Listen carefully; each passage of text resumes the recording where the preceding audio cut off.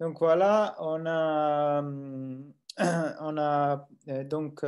essayé d'étudier ce système à deux roues indépendantes. Donc sur le fond, c'est la même cinématique que l'unicycle, mais on contrôle séparément les roues gauche et droite avec deux moteurs indépendants. Donc le centre de rotation instantanée, il va se trouver à l'intersection de deux droites, une droite qui est normale AV et qui passe par le centre des roues, et l'autre droite qui passe par les flèches au bout de VG et VD. Donc, à partir de cette position du CIR et de cette image, je vous demande de exprimer V oméga en fonction de VD et de VG. Donc, pour V, ce sera la moyenne des deux. Vous le voyez assez clairement sur la figure.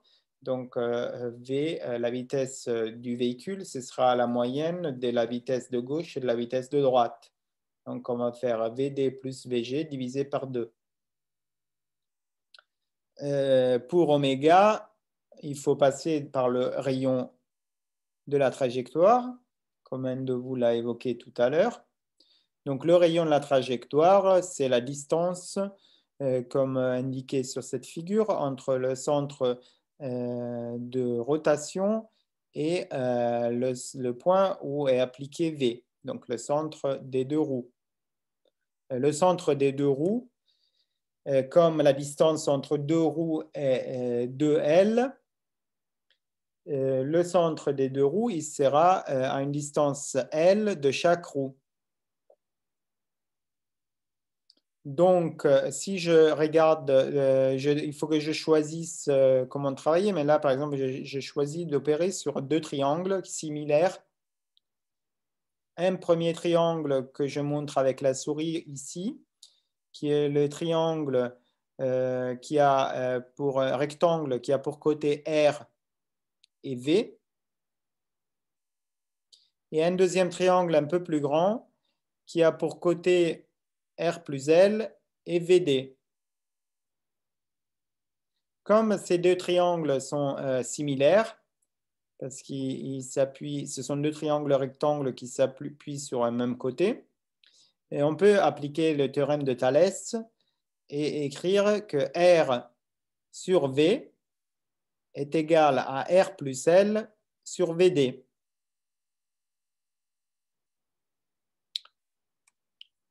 Si je réécris cette équation, j'ai que R fois VD est égal à R fois V plus L fois V. Et donc, je peux écrire une expression du rayon R en fonction de V et de VD. L, c'est un paramètre constant. Or, je vous rappelle que R, c'est V sur oméga. Donc, oméga, ce sera R sur V.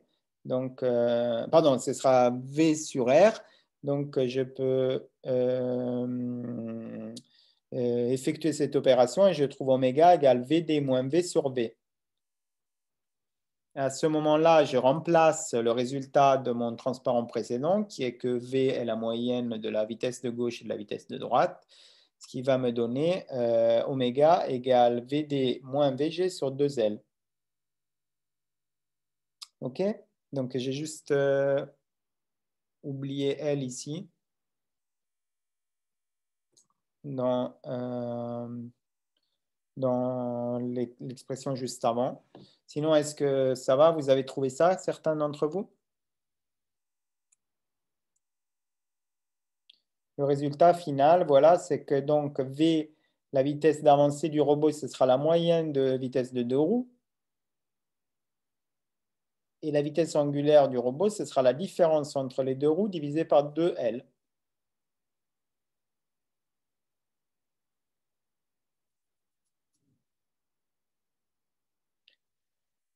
Donc, ce qu'on peut remarquer déjà, c'est que si les deux roues tournent à la même vitesse, qu'est-ce qui va se passer?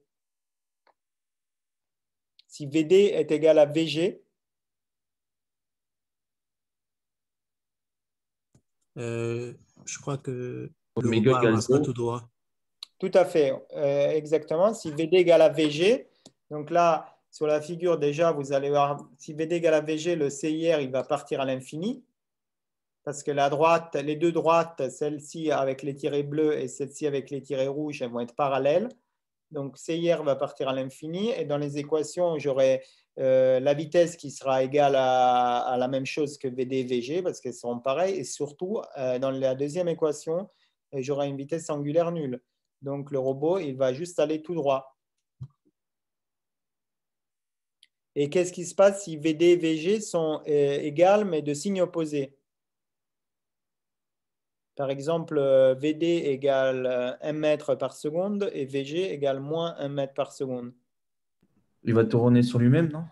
Tout à fait, il va tourner sur lui-même parce que bon, vous aurez une roue qui avance et une roue qui recule à la même vitesse. Et donc, dans les équations, on pourra le voir parce que si ces deux-là sont de, signes, de même valeur mais signe opposé, V va être égal à 0 et oméga pas. Donc, vous aurez, quand V égale à 0 et oméga non, vous vous rappelez, sur l'unicycle, il va tourner sur lui-même. Et d'un point de vue de construction géométrique, qu'est-ce que vous allez voir? Vous allez voir une vitesse droite comme ça vers l'avant et une vitesse gauche vers l'arrière, mais avec le même signe. Donc, la droite avec les tirets bleus, elle va être comme ça. Et elle va traverser le robot pile poil à son centre. Donc, l'intersection entre les tirets rouges et les tirets bleus, ce sera le centre du robot. Donc, le centre de rotation instantanée, il sera au milieu. Et c'est bien le cas de figure où le robot il pivote. Son centre coïncide avec le centre de rotation instantanée. Monsieur, Oui. j'ai pas compris pourquoi oméga est égal VD moins VG sur 2L. Parce que moi, du coup, j'ai mis VD plus VG sur 2R. Ben R, c'est pas constant, donc il ne faut pas qu'il apparaisse dans les équations.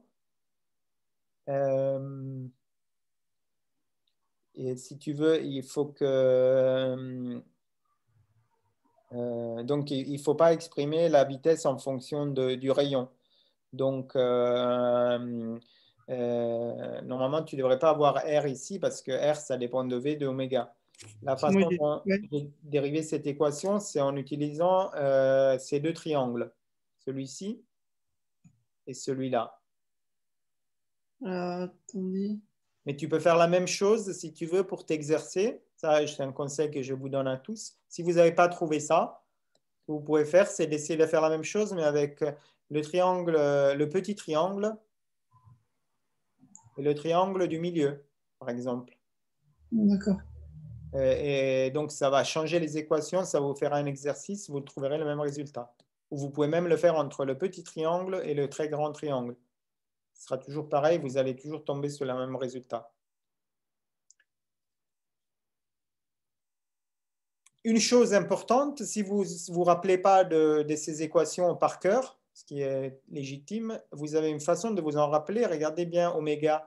Oméga, il va être positif quand c'est en sens antihoraire. Et donc, pour que oméga soit positif, il faut que la vitesse de droite soit supérieure à la vitesse de gauche. Ce qui est visible aussi dans cette figure.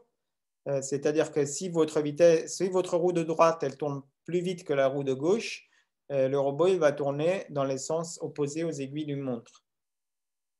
Si par contre V gauche est plus grand que V droite, oméga devient négatif dans l'équation.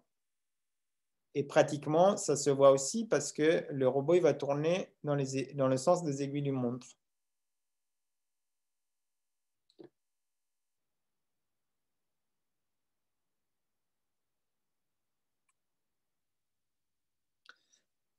Donc maintenant, on va rentrer encore plus dans le détail. On va regarder encore de plus près notre robot, comment il est construit, et on va notamment étudier comment on commande chaque roue.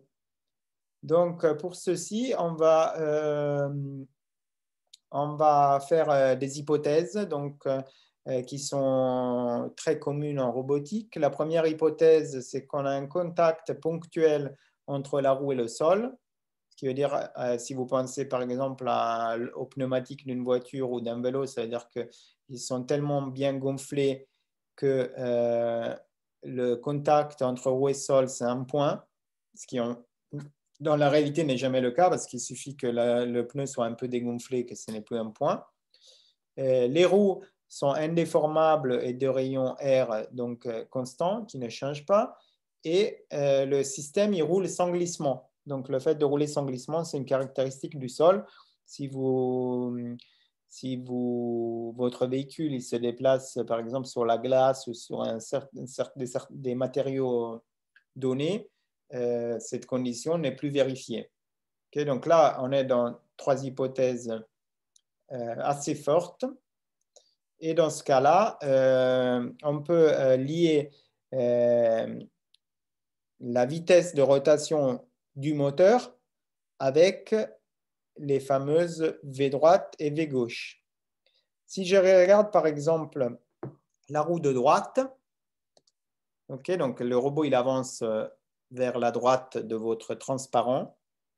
Okay. Pour le faire avancer vers la droite, il faut que je fasse tourner le moteur qui porte la roue droite comme ça. Okay. Donc, ce moteur, il va tourner avec une certaine vitesse angulaire que je note phi point droite.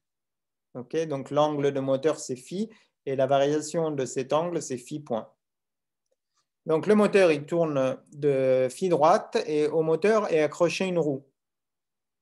La roue, qu'est-ce qu'elle fait? Elle a un contact ponctuel avec le sol, hypothèse 1. Elle est indéformable et de rayon petit r, hypothèse 2. Et elle roule sur le sol sans glisser, hypothèse 3. Sous ces 3 hypothèses, la vitesse relative entre la roue et le sol, c'est cette vitesse-là rouge. Okay. Et ce qui fait, donc ça veut dire que le sol, en fait, il recule par rapport à la roue, si on pouvait s'imaginer de faire bouger le sol. Mais ça, c'est une abstraction purement physique. Mais concrètement, ça veut dire que en poussant sur le sol, la roue, elle avance de VD. D'accord? Donc, la vitesse au contact sera exactement la même que la vitesse subie par le robot. Donc, l'équation pour dire ça, c'est celle-ci.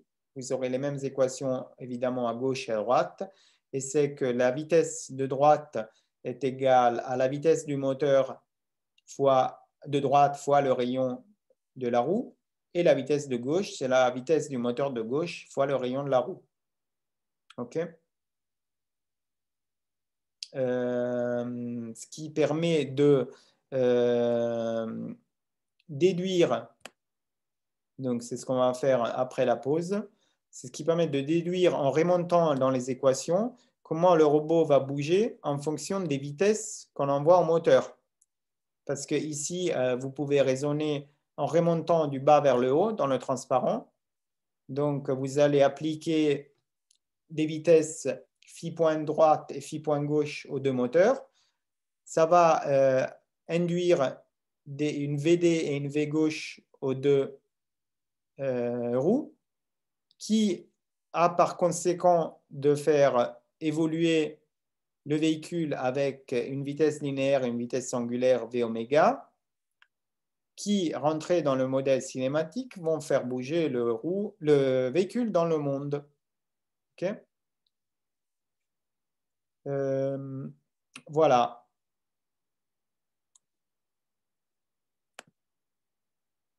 Donc, là, c'est l'heure de la pause et ça tombe bien. Est-ce que